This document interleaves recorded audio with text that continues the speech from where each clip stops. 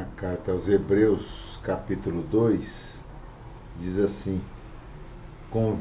portanto, convém-nos atentar com mais diligência para as coisas que já temos ouvido, para que em tempo algum nos desviemos delas.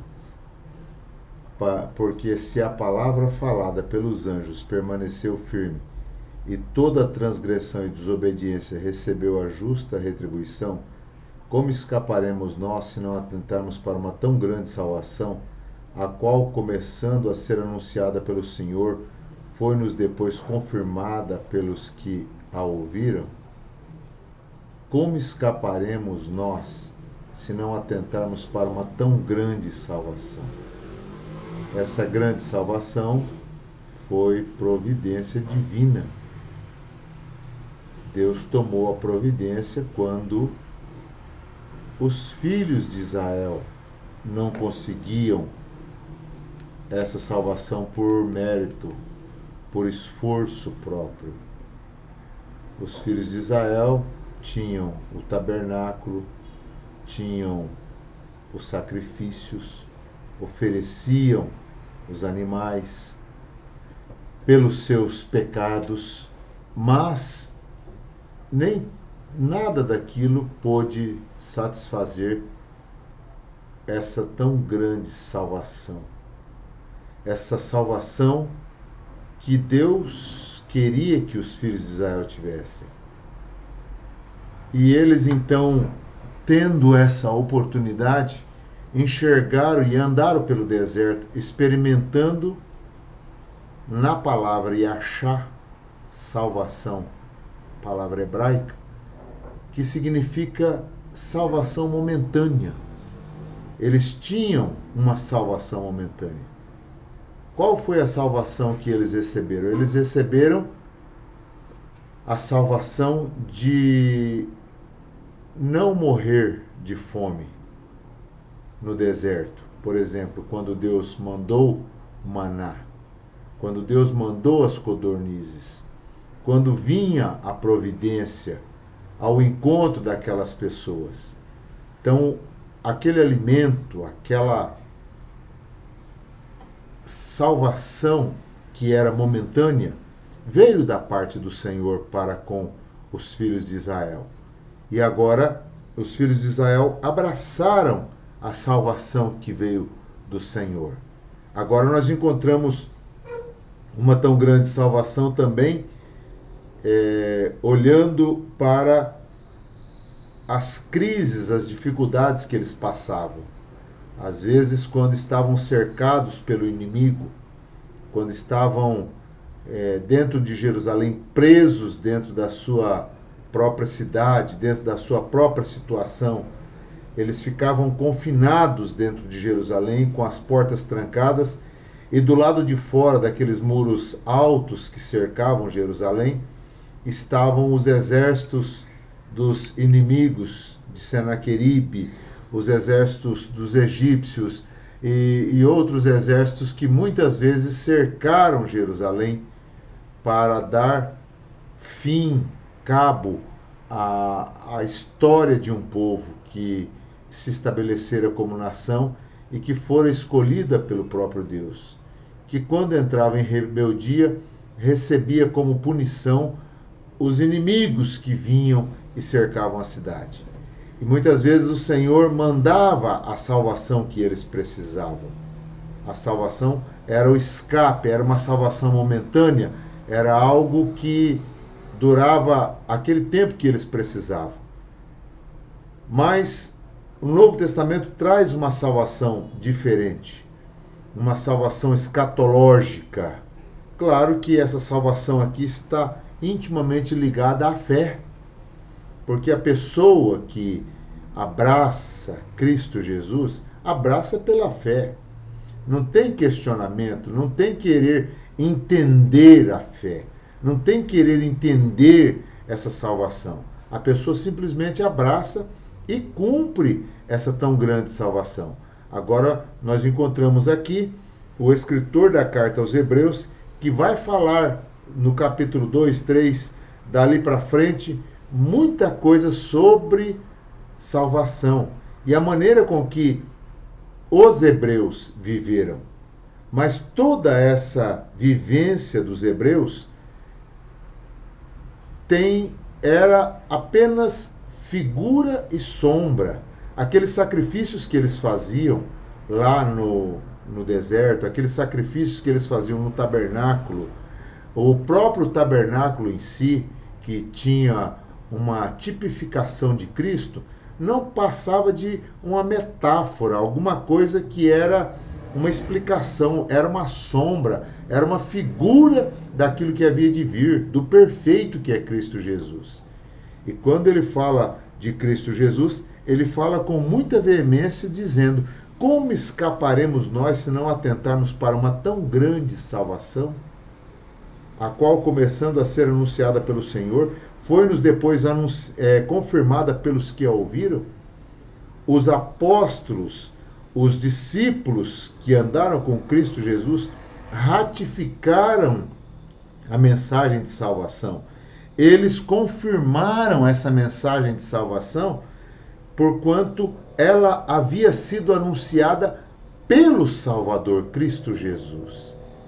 E a salvação não tem um fim em si mesma, mas a salvação depende basicamente, para ter a sua fundamentação e consistência no Salvador. Então a salvação em si não tem muita importância, não tem muita validade quando ela está separada do Salvador. E aí é o que muitas pessoas confundem, a salvação e o Salvador. Agora, essa salvação foi anunciada, previamente anunciada. Como escaparemos nós se não atentarmos para uma tão grande salvação? Por que muitas pessoas ouvem essa mensagem de salvação e não credibilizam, e não aceitam, e não vivem essa mensagem que foi anunciada pelo Senhor e depois confirmada pelos apóstolos? Será que nós precisamos de algo mais para viver a salvação, para experimentar o gozo que a salvação traz? O gozo, a alegria que a salvação traz? Será que nós precisamos de mais alguma coisa? Será que nós precisamos de mais alguma autenticação desta salvação que nos foi confirmada pelo Senhor, anunciada pelo Senhor e depois confirmada pelos que a ouviram? E Cristo Jesus anunciou em si mesmo. Ele anunciou esta salvação em si mesmo, apontando para si mesmo. Quando João Batista aponta para Jesus, ele diz: eis o Cordeiro de Deus que tira o pecado do mundo. Ele está falando desta salvação que foi anunciada pelo Senhor. Ele trouxe na sua vida, no seu exemplo, a salvação. Ele trouxe nos seus comportamentos a salvação. E a gente traz a salvação quando a gente entende a proposta de salvação. A gente entende, a gente começa a viver a salvação.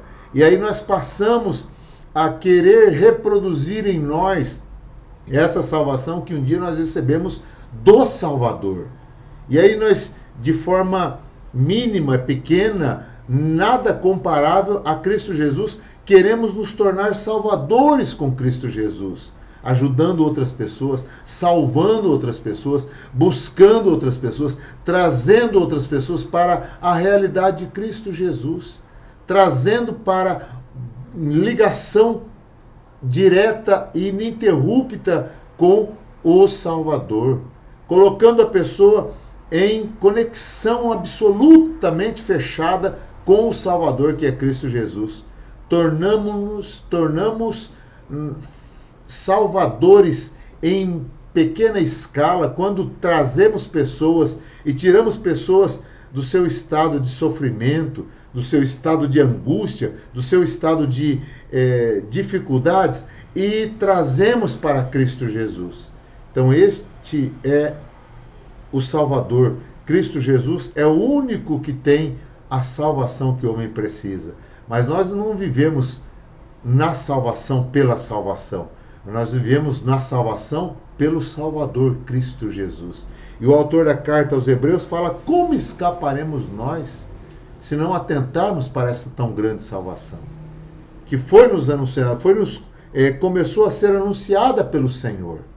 E depois ela teve a continuidade e foi confirmada pelos que a ouviram.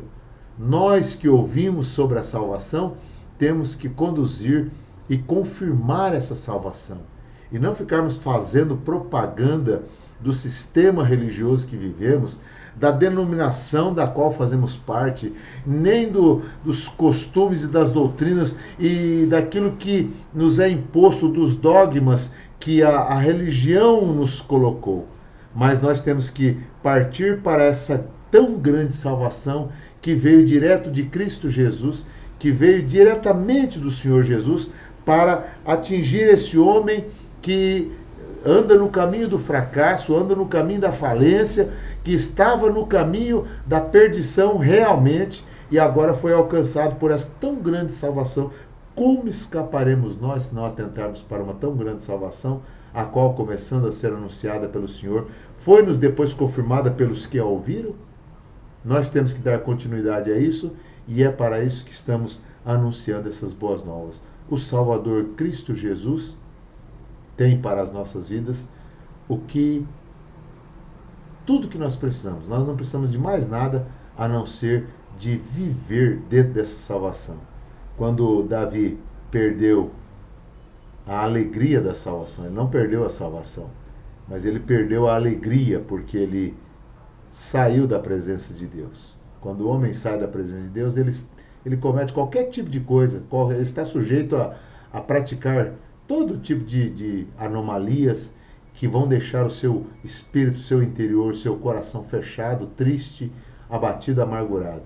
Mas quando Cristo Jesus, Davi, estava vivendo o seu momento de sabor espiritual, emocional até, porque o pecado não debela a sua vida espiritual, mas ele também leva a pessoa a ficar sentimentalmente fracassada, desanimada.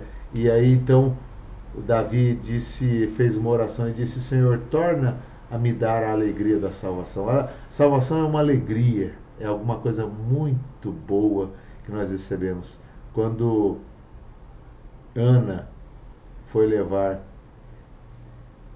o filho para ser apresentado, o Senhor Jesus, lá no templo estava o sumo sacerdote, que teve o privilégio de pegar o Senhor Jesus nas mãos, e ele então levantou o Senhor Jesus. Quando Maria entregou, Maria e José levaram o Senhor Jesus, colocaram o Senhor Jesus nos braços daquele sumo sacerdote, ele levantou os olhos para os céus, levantou aquela criança e disse: Pai, despede em paz o teu servo, porque os meus olhos já viram a tua salvação.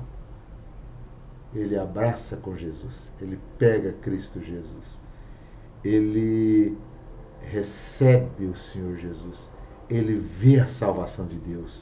E é essa salvação que Deus tem para as nossas vidas, tem para cada um, para cada pessoa que está disposta a viver para Ele. Como escaparemos nós se não atentarmos para essa tão grande salvação?